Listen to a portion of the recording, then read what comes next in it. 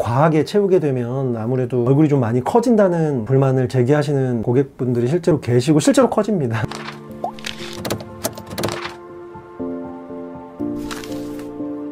안녕하세요. 너도 나도 궁금해하는 성형 정보를 들리는 솔루션 닥터 서입니다. 내원하시는 고객분들과 상담을 진행하다 보니 얼굴의 볼륨이 부족해 고민하는 분들을 많이 볼 수 있었어요. 아무래도 요즘 시대가 비주얼을 중요시하는 시대다 보니까 눈이나 코 이외에도 전체적인 밸런스를 잡을 수 있는 얼굴 체형에 대해서 고민을 많이 하시는 분들이 계시는 것 같아요. 10대와 20대 초반의 경우에 얼굴에 살을 콤플렉스라고 생각하시는 경향이 있는데요. 아이러니하게도 나이를 먹게 되면 오히려 얼굴살이 부족해서 이를 보완하고자 얼굴 지방 이식이나 필러와 같은 방법들을 많이 찾으시는 것 같습니다. 동안 이미지를 위해서 얼굴의 볼륨을 살릴 수 있는 방법이 지방 이식과 필러, 이 두 가지로 나눌 수가 있는데요. 아마도 지금 이 영상을 시청하시는 분들 중에서 과연 어떤 방법이 나에게 조금 더 도움이 될 수 있을까에 대해서 고민하시는 분들을 위해서 한 말씀 드리고자 합니다. 오늘 그 고민 스노우원에서 시원하게 해결해 드리도록 하겠습니다. 지방 이식과 필러는 부족한 볼륨을 채우는 데 도움이 되는 시술이라는 점에서는 공통점이 있지만 진행 방법과 유지 기간에 있어서 차이를 보이고 있어요. 먼저 지방 이식은 복부나 허벅지에서 지방을 채취해서 부족한 부분을 채우는 시술인 만큼 자가 지방을 이용한다는 점에서 생착률에 따라서 좀 다르지만 생착률이 좀 좋은 분들 같은 경우에 남은 지방은 계속 몸에서 유지가 된다는 점에서 장점을 보이고 있고, 필러는 히알루론산을 포함되어 있는 성분으로 주입을 하는 만큼 시간이 지나면 이 필러 성분은 점점점 몸에서 흡수가 되기 때문에 주기적으로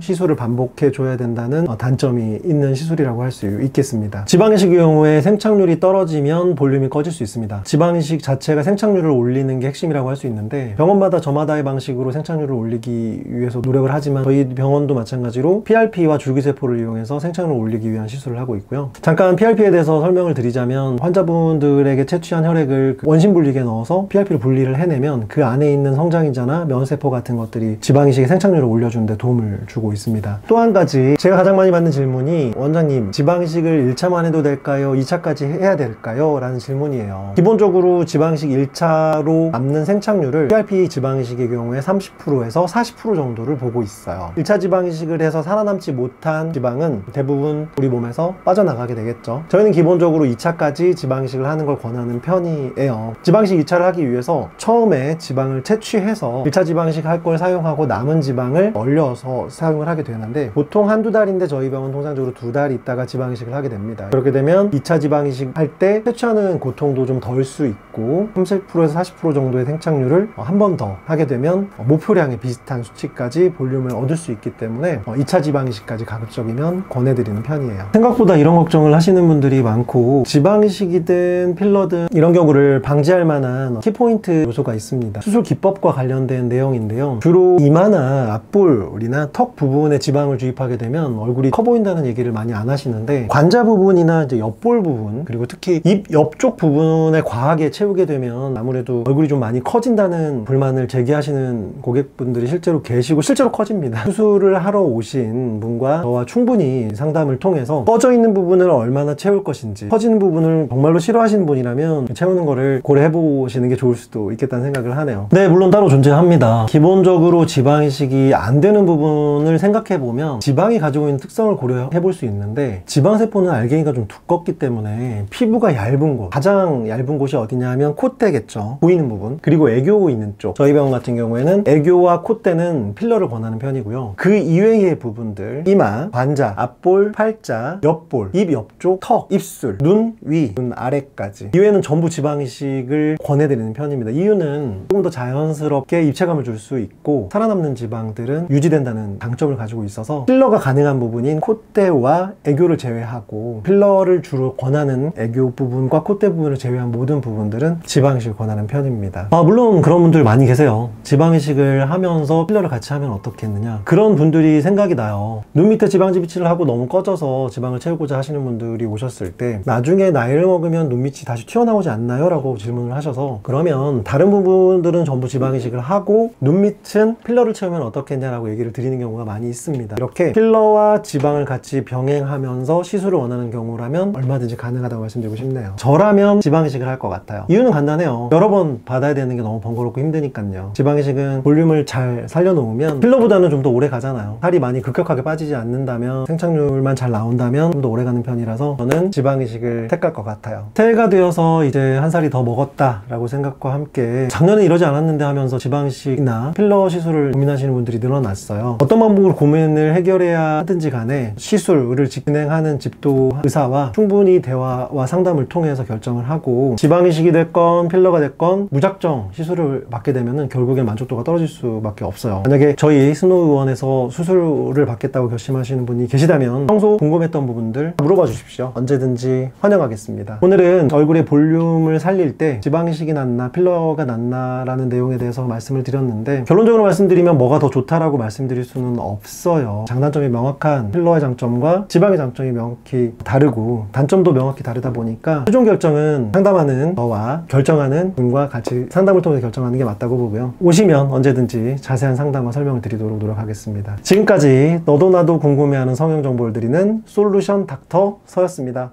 감사합니다.